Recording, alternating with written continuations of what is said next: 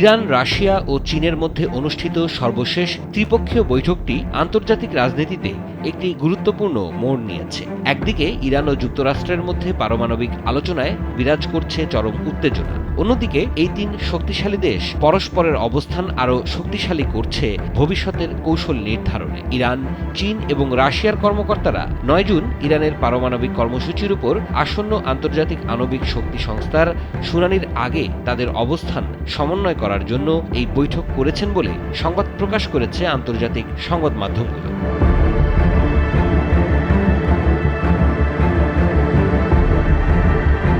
ইরানের আইন ও আন্তর্জাতিক বিষয়ক উপ-পররাষ্ট্রমন্ত্রী কাজেম সামাজিক যোগাযোগ মাধ্যম এক্সে করা একটি পোস্টে নিশ্চিত করেছেন, তিনটি দেশ তেহরানের পারমাণবিক কর্মসূচি এবং ওয়াশিংটনের সাথে দেশটির চলমান আলোচনা, পাশাপাশি বৃহত্তর আঞ্চলিক উন্নয়ন নিয়ে আলোচনা ও পরামর্শ করেছে।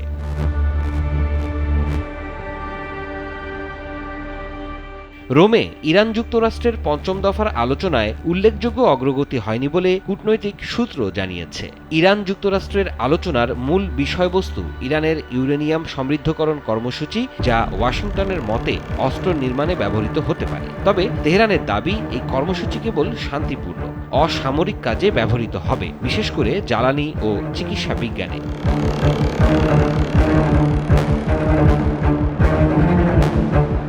তেহরান স্পষ্ট জানিয়েছে তারা এই অধিকার থেকে এক চুলও পেছাবে না। এই ঈদে জামা জুতো অ্যাক্সেসরিজের ডিসকাউন্ট। ইরানের মুখপাত্র বাঘাই বলেন, ইউরেনিয়াম সমৃদ্ধকরণ আমাদের সার্বভৌম অধিকার, এটি কোনো আলোচনার বিষয় নয়। তবে সংবাদ মাধ্যম রয়টার্স এর একটি প্রতিবেদন ইঙ্গিত দিচ্ছে তেহরান হয়তো একটি রাজনৈতিক সমঝোতার ভিত্তিতে সমৃদ্ধকরণ সাময়িকভাবে স্থগিত রাখতে পারে, যদি যুক্তরাষ্ট্র কয়েকটি নির্দিষ্ট শর্ত পূরণ করে, যার মধ্যে রয়েছে জব্দকৃত সম্পদ মুক্ত এবং শান্তিপূর্ণ সমৃদ্ধকরণের স্বীকৃতি। বৃহস্পতিবারের আলোচনার পর ভিয়েনায় আন্তর্জাতিক সংস্থাগুলিতে রাশিয়ার স্থায়ী প্রতিনিধি মিখাইল উলিয়ানোভ আলোচনাটিকে অত্যন্ত ফলপ্রসূ বলে বর্ণনা করেছেন। তিনি উল্লেখ করেছেন যে তারা তিনটি দেশকে তাদের অবস্থানের সাথে ঘনিষ্ঠভাবে সমন্বয় করতে সাহায্য করেছে। শুক্রবার রাশিয়ার মিডিয়ার সাথে এক সাক্ষাৎকারে উলিয়ানোভ তেহরান এবং ওয়াশিংটনের মধ্যে পরোক্ষ আলোচনায় মধ্যস্থতার জন্য মস্কোর প্রস্তাব পুনর্ব্যক্ত করেছেন। তবে সম্প্রতি অনুষ্ঠিত বৈঠকে রাশিয়া ও চীন একযোগে আন্তর্জাতিক আণবিক শক্তি সংস্থার আগামী বোর্ড সভার আগে নিজেদের অবস্থান পরিষ্কার করেছেন। রাশিয়া ইতিমধ্যে ইরান ও যুক্তরাষ্ট্রের মধ্যে মধ্যস্থতার প্রস্তাব দিয়েছে, যদিও এখনও দুই পক্ষ থেকেই কোনো আনুষ্ঠানিক আহ্বান আসেনি। কূটনৈতিক বিশ্লেষকদের মতে মস্কো এই প্রক্রিয়ার মাধ্যমে নিজেদের ভূ রাজনৈতিক প্রভাব বাড়াতে চাইছে। এদিকে চীন এই আলোচনায় অনেকটাই নীরব কৌশল অবলম্বন করলেও সাংহাই কোঅপারেশন অর্গানাইজেশন ও ব্রিক্সের মাধ্যমে তাদের দক্ষিণ সহযোগিতা কৌশলের পরিপূরক হিসেবে ইরানকে কাছে টানছে। ইরান সাংহাই কোঅপারেশন অর্গানাইজেশনের পূর্ণ সদস্যপদ পায় 2023 সালে এবং ব্রিক্সে যোগ দেয় 2024 সালে, যা পশ্চিমা নেতৃত্বাধীন বিশ্ব ব্যবস্থার বিকল্প এক কাঠামোর ইঙ্গিত দেয়।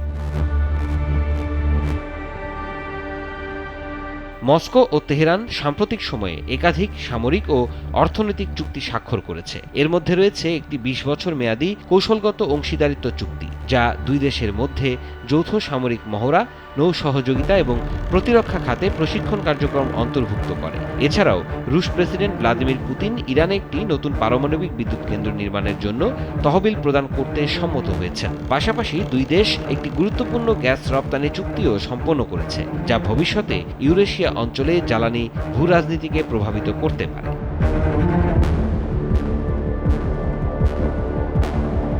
ইরান, রাশিয়া ও চীনের এই ত্রিপক্ষীয় সমন্বয় ভবিষ্যতে জাতিসংঘ ও আন্তর্জাতিক পরমাণু সংস্থার মতো প্রতিষ্ঠানের কাজেও প্রভাব ফেলতে পারে। তেহরান তার অবস্থানে অনড়, মস্কো তার প্রভাব বিস্তারে তৎপর, আর বেইজিং কৌশলীভাবে এই নতুন বলয়ের ভারসাম্য রক্ষা করছে।